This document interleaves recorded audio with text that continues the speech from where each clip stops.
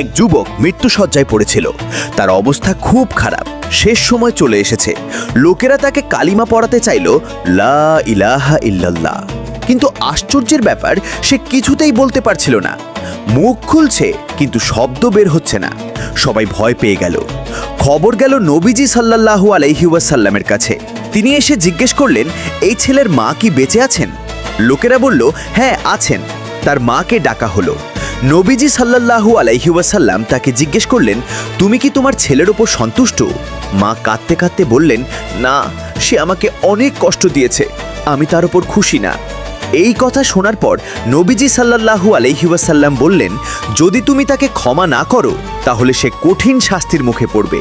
এই কথা শুনে মায়ের হৃদয় নরম হয়ে গেল। তিনি কেঁদে বললেন, আমি তাকে ক্ষমা করে দিলাম। আর ঠিক সেই মুহূর্তেই অবিশ্বাস্য কিছু ঘটল। যে ছেলে এতক্ষণ কালিমা পড়তে পারছিল না, সে হঠাৎ স্পষ্টভাবে বলতে শুরু করলো, লা ইলাহা ইল্লাল্লাহ মুহাম্মাদুর রাসূলুল্লাহ।